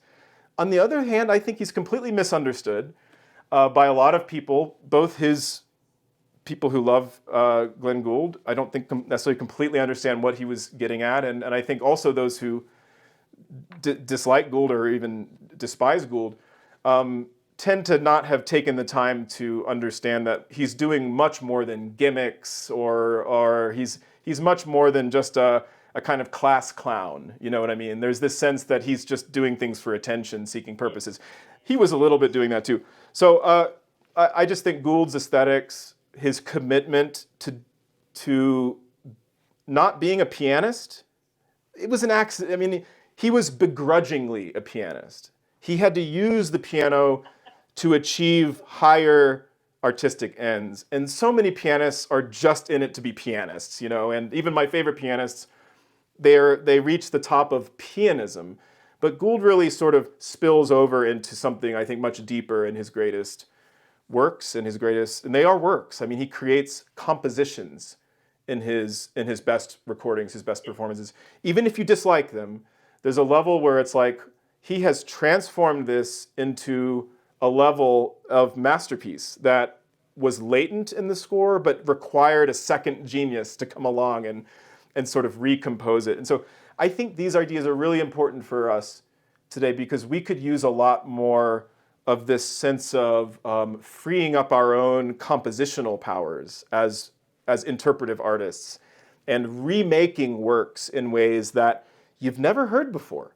You know, we've heard so many pieces played in similar ways for so long, and it doesn't mean we have a license to just make stuff up for its own sake. Gould always had a logic. There was always a compelling logic. So absolutely no question it's Glenn Gould. Even if I maybe have had more fun listening to Horowitz or Hoffman or, you know, and even if Rubinstein was the first, you know, that touched my heart, whatever. Obviously, I love so many pianists, I can't even begin. But Gould is always in a category of his own. So there's really no complication for me. That's absolutely the answer. Just to tell you also a personal story, which is me at home watching. I don't remember what was the video about, but I remember you were speaking with Maestro Seymour Bernstein, and I remember you were speaking about Glenn Gould, or you were listening to maybe Brahms, was it? I don't remember exactly. It really doesn't matter. That conversation was exactly a distilled version of what everyone in the world thinks of Glenn Gould, and it was, you know, it was extremely interesting just for that fact to see what both of you had to say, and it was really interesting. It made me actually, after that episode, it made me come back home and take again that Kevin Bazana biography, and I started to look around, and I started again to get into Glenn Gould's recordings because I hadn't really listened to him for some years actually. Well, you have to get away from it. You can't listen to Gould exclusively. It will damage you. It's bad for you. You have to go there, live it, preferably at a young age, but then you have to get away from it. It's important to get away from Gould. Intermittent love. No, this is great. All right. What do you think that would be one of the best pieces to put, for example, in an elevator background music or in a hotel lobby? And you know why I say this? Because being a pianist, I have to travel a lot, and I always find myself going into a hotel. Mostly, I'm always exhausted because it's always after whatever, even if it's a 3-hour trip, it's always in the night and you are exhausted. And I always find myself in this surrealistic environment, which is, I don't know, a very well lit, completely modernly decorated, very minimalistic hotel. And in the background, there is this, I don't know, quite funny flute music or some gamelan sometimes. I can find Mozart in Japan. Some other places I hear Cardi B. Every time I feel like I'm in a surrealistic world. So I thought maybe what would be a good one? So for like a hotel or an elevator? Yeah, even in a lobby or elevator music. I mean, so it's funny because in the old well, I don't know, Penn Station was just renovated, but in the Penn Station I knew 10 years ago, which was a dreadful place. It's not the Penn Station of the 1950s, which was one of the glorious places on earth. It was the low ceilings and just horrible corridors. And so I used to go to Penn Station almost every day to travel different places. And in there, you would hear these distant echoes of string classical music. You could never tell what piece it is. You knew, is that Beethoven 7? I can't tell. They were playing classical music almost as a way of, in the worst way. I mean, it was like trying to pacify the hordes of people who were coming through. But we could barely hear it, and no one's listening to it, you know. And so I absolutely wouldn't pick a traditional piece of music, I think, where at best it's serving as background wallpaper. You know, I mean, it's easy to say, like, obviously, if it's a quiet enough elevator or lobby, you have a nice Chopin nocturne or whatever, that seems like an obvious choice.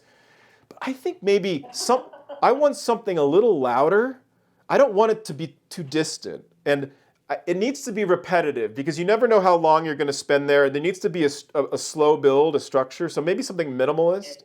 Maybe let's turn up the volume a bit. Maybe we'll play something like Road Movies of John Adams or something with repetitive, minimalist sorts of layerings. Maybe a piano phase or something where it's like it taps into the part of us that wants like repetitive dance music, you know, when we're walking through places. But it's actually, if you stop and it captures your attention, you start listening, or you're waiting for the clerk or the concierge or whatever, you become taken away by the form of it, and actually you forget that you were supposed to check in because now you're sort of 5 minutes in and you're being totally entranced. So some kind of minimalist work that is able to sort of totally transfix and hypnotize you a little bit, you know. So basically, like, a lot of places do it just with club music, house music, popular dance. But like, what if we did that, but it was actually kind of classical minimalist piano pieces? I think that works. That would have a nice vibe because you can still groove. You still groove, but then the phases, maybe you get lost in it. You know, I think that could be fun. Definitely not a Chopin nocturne. Definitely not a Mozart symphony. You just made me think about something quite funny, which I'm gonna say it right now in front of the camera, which is, this wouldn't be good for a lobby because everyone is doing something. In an elevator, you are actually stuck. Most of the people might be checking their phones, but in Europe, for example, I have often the experience that if you get into an elevator, it doesn't matter where in Europe, you lose connection. So you're even stuck with that phone, so put it on the pocket and you just wait. And if you are lucky, the elevator is fast. If you are not lucky, you are there for maybe almost a minute. If it's a, I don't know, 10-story building, you are there for quite a long time. I just thought about it. Webern variations. It's a very punctuated thing, and it doesn't give you anything else than just a moment of wonderment, really. And they're so short, all of them. So. I think you just figured out the best place to listen to Webern, which is the elevator. Literally, yes. But you know what you need? But not just that. I mean, Webern should be on the playlist, but we need to program elevators so that when you press the button and other people press their buttons, it times how long you're going to be on the elevator, and it selects a track that's just right around that length of time. And so it says, maybe it's a skyscraper, you're going to the top, 4 other people get on, and it says, okay, you're going to be on this for 2.5 minutes. It's like it selects just the right Chopin prelude or whatever, and or Webern variation.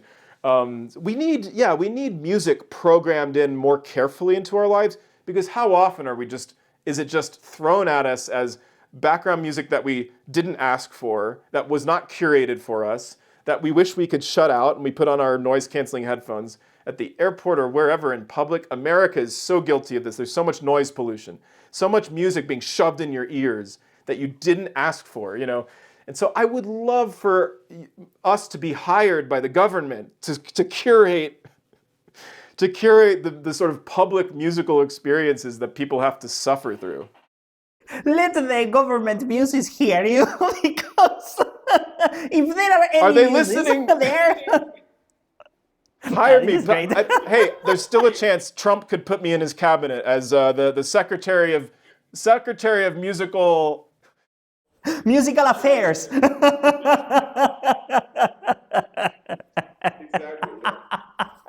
Love it. Okay, one of the last questions, which is, which piece would you recommend for someone who has absolute no idea about what is so-called classical music? I still don't know what classical music means, but for someone who has absolute no idea, doesn't even know what Beethoven's Ninth Symphony is, what is that first piece that you would say, this is a go-to piece? Please go for it. You're going to have a great experience with it. Whew. Well, I'll have to talk this out because I don't have a ready-made answer, but that's the best, because I never...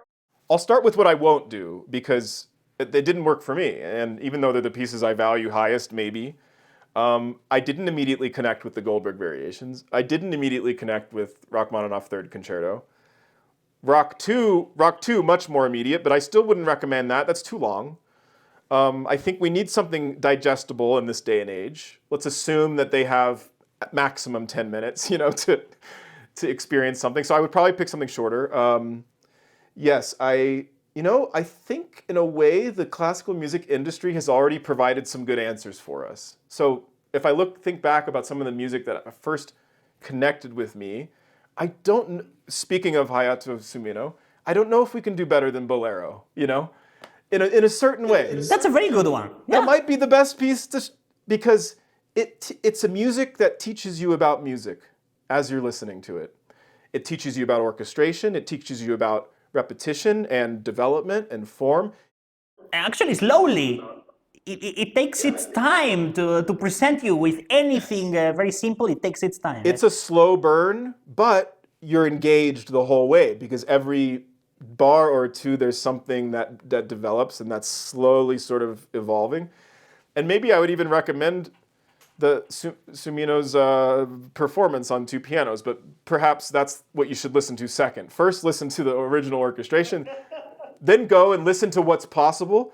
Because think, in those two, if that's the 2 things you recommend first, close your eyes, listen to a great performance of Bolero in the dark by yourself, come out of the room, tell me what you think. Now go back in, watch Hayato Sumino's performance of it, and then you'll realize how creative classical music can be about itself in reorchestrating and rearranging something, and all the talent and creative possibilities that are within it.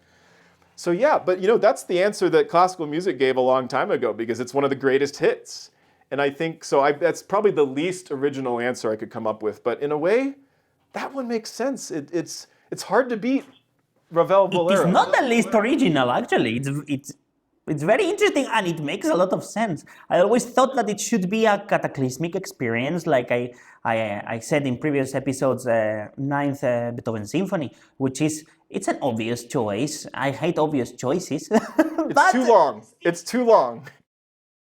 I find myself drawn to it. You might be right, it is too long, because Bolero's cataclysmic. Bolero ends in cacophony. See, that's the thing, is it spans the whole range of dynamics, and so it gives you the power of well, I won't say it rises to the level of Beethoven's Ninth Symphony, but you don't have to wait 60 minutes, 65 minutes for this great, huge accumulation and arrival and climax.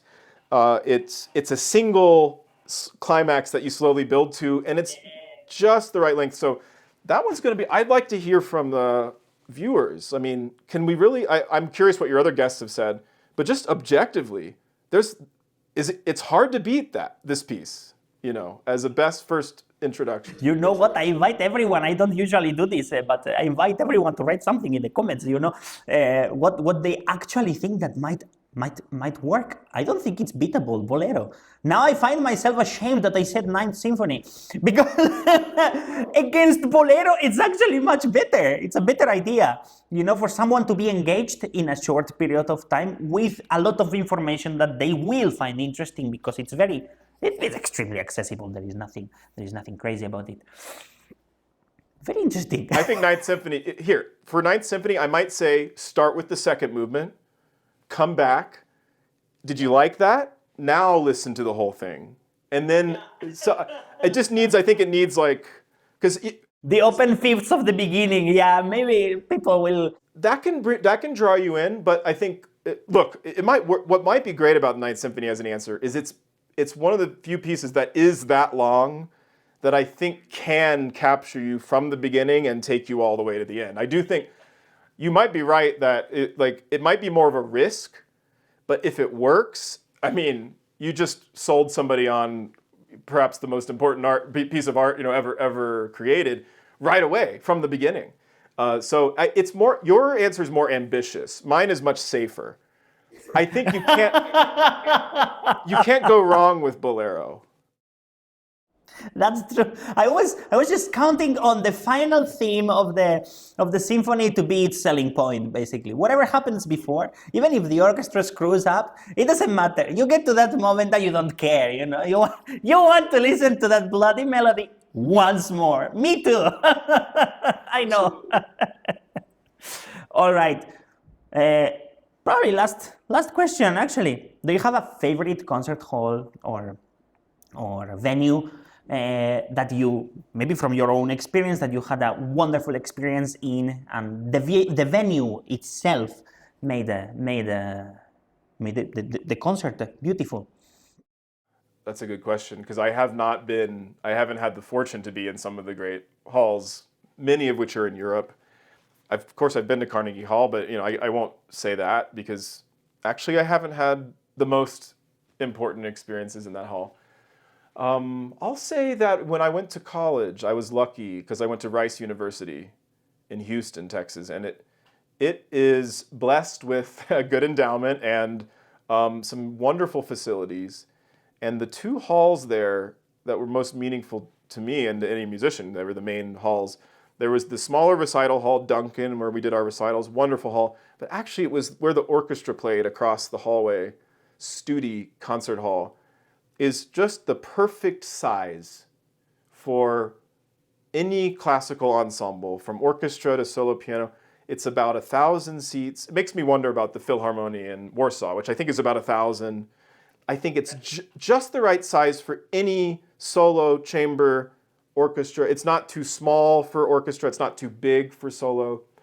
And it's got the sort of tier on the side. So if you want to be like, and it's got the row in the back where I sang Mahler's Second Symphony and Symphony of Psalms, because I was in the choir in college, because pianists had to take ensemble credit.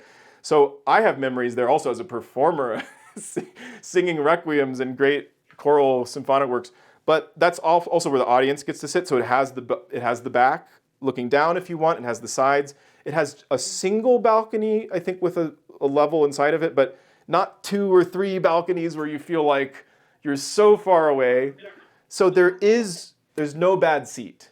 There's no bad seat in this hall. And I also just had some of the most important formative experiences. I was so lucky because Rice, the Shepherd School of Music, has one of the best college orchestras in the country. And I remember the first concert I ever heard, Ruslan and Lumidia Overture, played by my peers, and it sounded so glorious. It was so sensational, and Yeah, so this concert hall for me, if you live in Houston, you know Studi Concert Hall. It's probably one of the best places to make music in that town. But yeah, this is for me one of the unknown sort of great spaces for music making. I was lucky that I got to be a part of that in college. When you say that, it does sound a little bit like Warsaw Philharmonic. I would put the same adjectives, the same experiences to my appearances there, even listening to anyone over there. I don't think there is a bad seat. I mean, if it's very crowded, maybe you are annoyed at some people in front of you if they are taller than you, but otherwise, it's not about the hall itself. That's very interesting. Can you repeat that again to me? Studi. Studi, Stude. It's somebody's name, but we pronounced it Studi. The way my name is Laude, it's just an DE at the end, Laude. Okay. Yeah, just to check it out. Yeah, I mean, and you know, Houston Friends of Music, the Chamber Music Society would have concerts there. It wasn't just a college performance hall. You know, there would be great events, soloists and chamber music and orchestras would come and perform there. So, yeah, it's a beautiful place. Well, Ben, thank you so much. I think I at least I learned a lot about you that I really didn't know. So this is great. This is great. Also on a personal level, which is mostly why I love to do this. And I hope everyone at home also enjoyed a lot. Not only this episode, of course, but all the other 5 that came before, and hopefully more in the future. If you are really excited about it, let's make this a series. It makes me very happy only just to hear what people have to say and make me think, make me rediscover things that I thought I knew and I have no idea about. It happens every time. So I hope it happens for everyone at home as well. So thank you, Ben, for everything. Thank you, everyone, for watching, and hopefully see you, everyone, from home very, very soon with more. And Ben, the same I say to you. Thank you for everything, really.